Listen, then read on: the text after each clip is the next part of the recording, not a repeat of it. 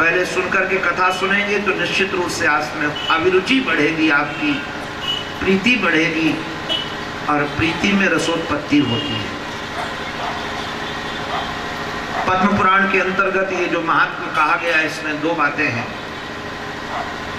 एक में तो भक्ति, ज्ञान और वैराग्य के वर्धन की चर्चा है। कई बार हमारे हृदय में प्रेम तो है किंतु ज्ञान वैराग्य नहीं है। अच्छा, वैराग्य माने बाबा जी बनना नहीं है। कई बार लोग सोचते हैं वैराग्य का नाम लो तो सोचते हैं कोई बाबा जी होगा, कोई लाल कपड़ा वाला, दाढ़ी वाला, जटा वाला, तिलक वाला, माला वाला।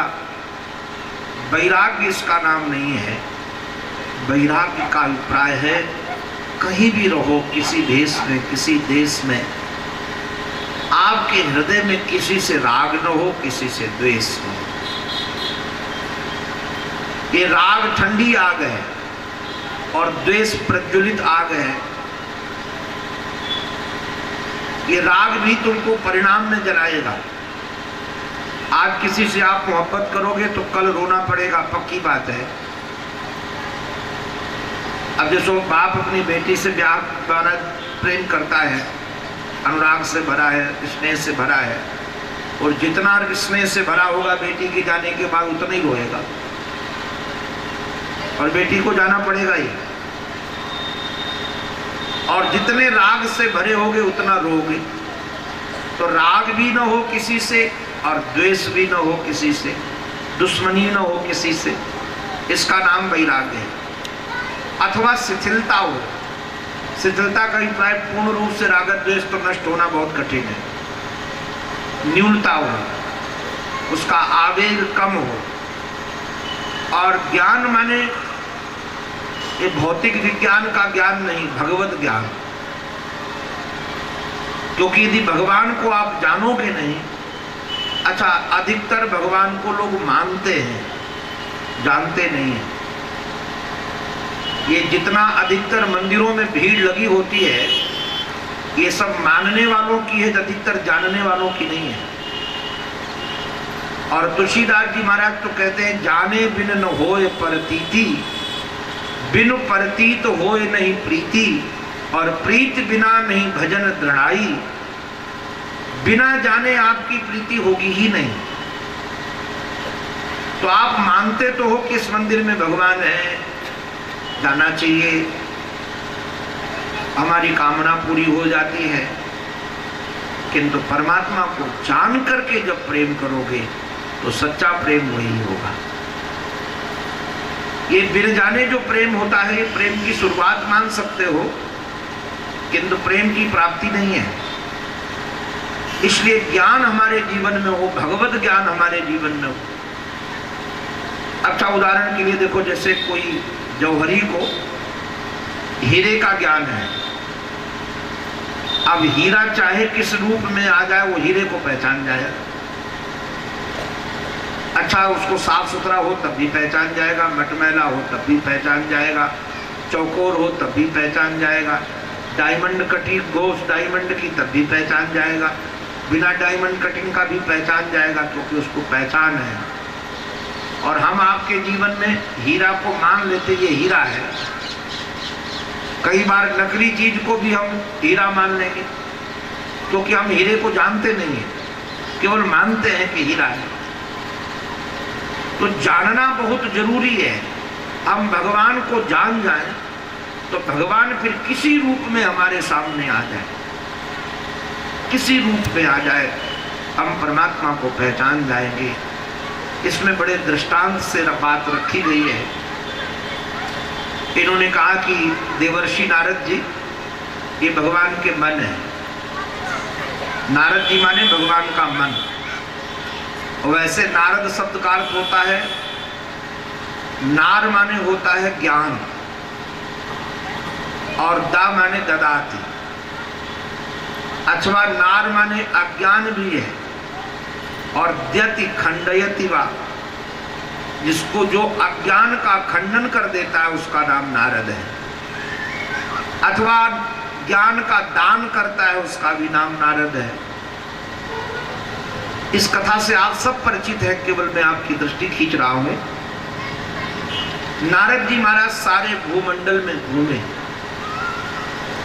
भारत के प्रसिद्ध प्रसिद्ध तीर्थों में गए, किंतु तीर्थों में तीर्थता नजर नहीं आई, साधुओं में साधुता नजर नहीं आई।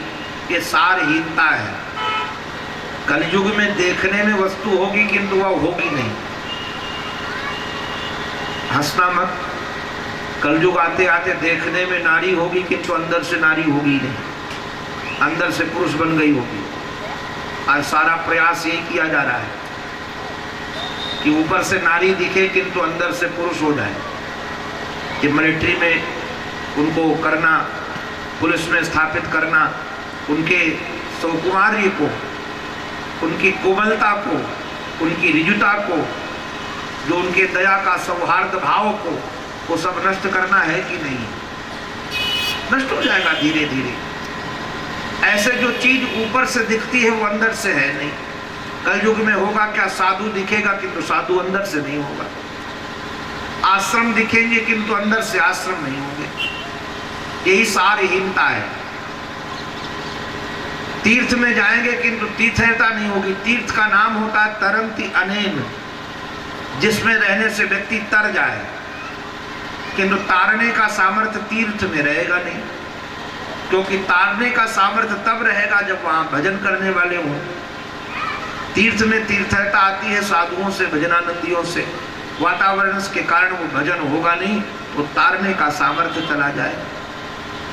अच्छा, गृहस्थ आश्रम का दर्शन किया, वहां भी बड़ी विलक्षणता है, वहां अनुशासनहीनता है।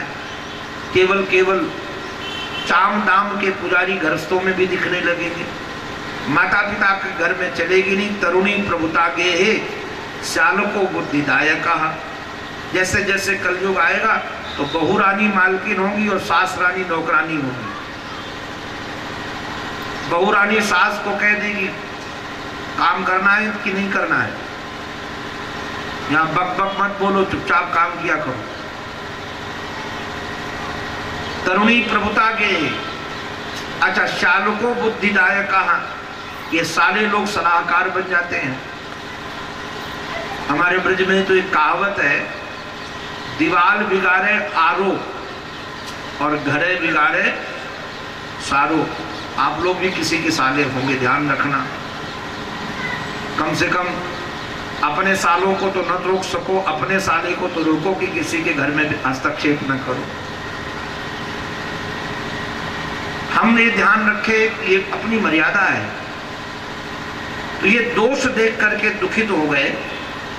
वृंदावन की पावन पवित्र भूमि में एक सुखी स्त्री के दर्शन हुए, बड़ी सुंदर थी, किंतु ऊपर से दिखती थी सुखी, अंदर से दुखी।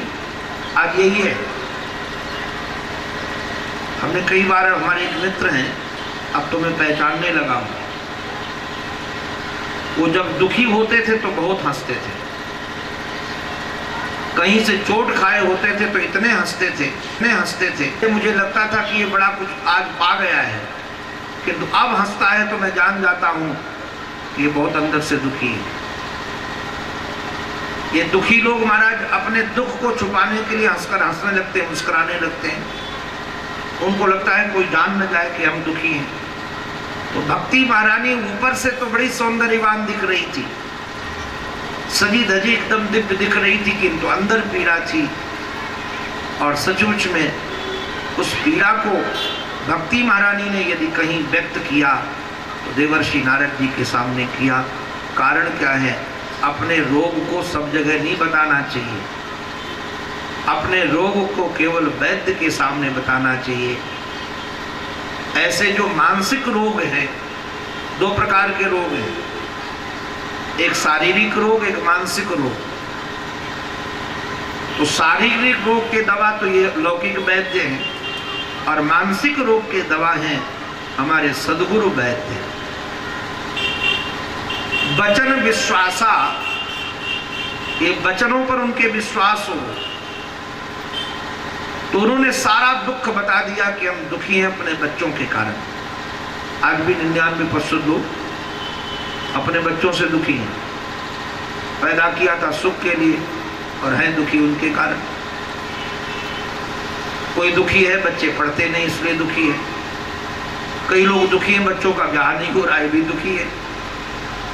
अब कई लोग ये भी दुखी हैं अपने बच्चों से कि महाराज बच्चे अपनी बात नहीं मानते हैं।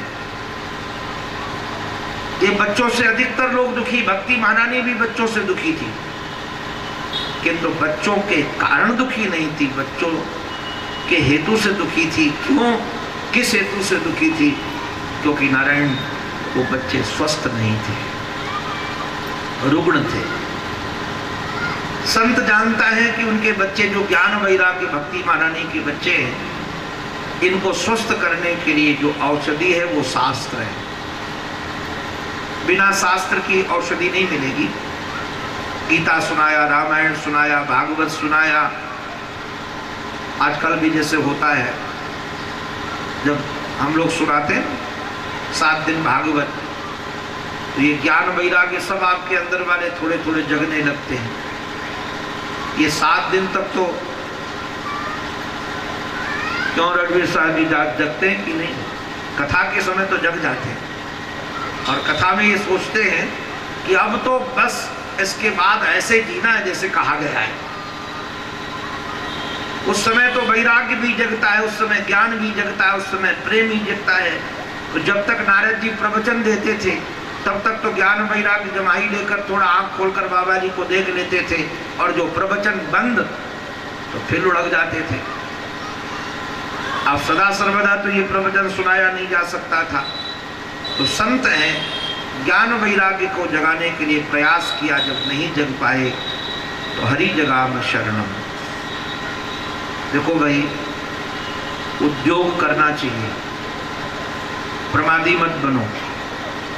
परमात्मा प्राप्ति हो या साधन के लिए भाग्य के बट्टे में मत डालो कि भगवान को मिलना होगा, भाग्य में तो मिल जाएंगे, अंतःकरण को पवित्र होना होगा तो हो जाएगा।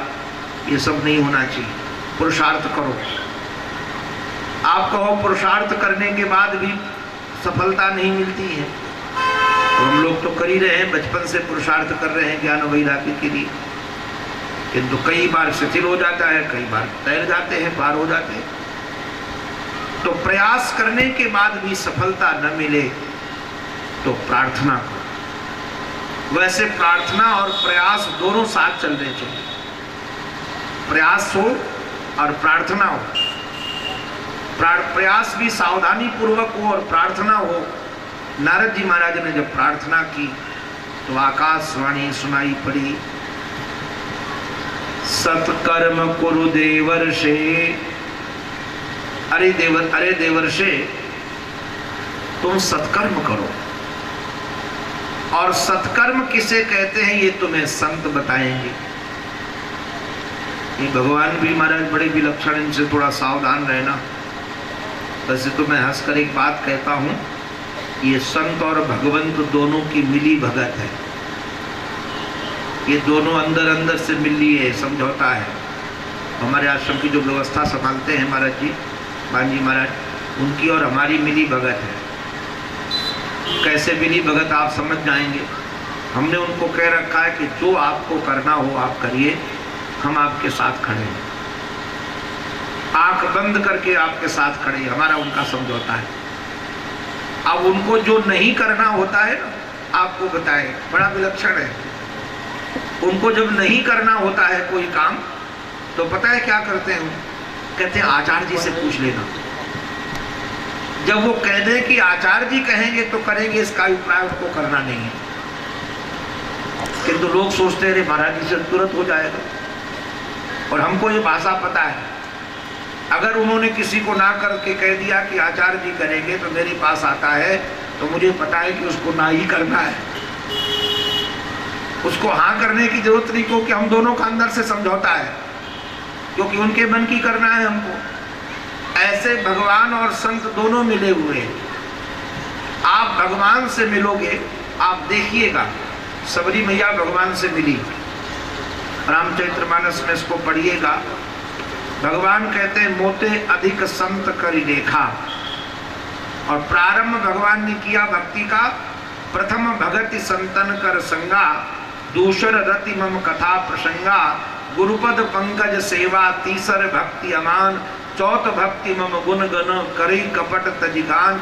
ये जो वर्णन किया संत से चालू किया, और अभिप्राय क्या है भगवान का कि आप संत से जुड़ो, मेरे से अधिक ज्यादा संत का ध्यान रखो, मेरे से अधिक संत का बंधन करो। किंतु यदि आप संत से मिलो, आप कोई भी संत से मिलो, वो नहीं कहेगा कि मेरा ध्यान रखो या मेरी फोटो रखो या मेरा भजन करो। आप साधु सच्चा साधु होगा तो कभी अपने नहीं कहेगा कि मेरी बात मानो, वो कहेगा शास्त्र की बात मानो और भगवान का भजन करो। बिना भगवान के भजन किए हुए काम बनने वाला नहीं है। तुलसीदास जी महाराज कहते हैं यह सिद्धांत अपेज।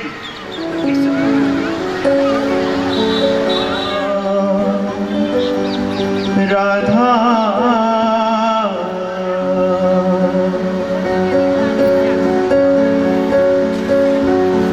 श्यामा प्यारी, कुंज कुंज बिहारी, जय जय श्री हरि दास दुलारी, जय जय श्री हरि दास दुलारी, जय जय दुलारी। श्यामा प्यारी, श्यामा प्यारी, कुंज बिहारी, जय जय श्री हरि दास दुलारी, जय जय श्री हरि दास दुलारी। श्यामा प्यारी, कुंज बिहारी, श्यामा प्यारी, कुंज बिहारी की, श्यामा प्यारी की, हरिदास दुलारी की, जय बोलो स्वामी हरिदास दुलारी की। श्यामा प्यारी, श्यामा प्यारी, कुंज बिहारी, जय जय श्री हरि दास दुलारी, जय जय श्री हरि दास दुलारी। श्यामा प्यारी, कुंज बिहारी, श्यामा प्यारी, कुंज बिहारी।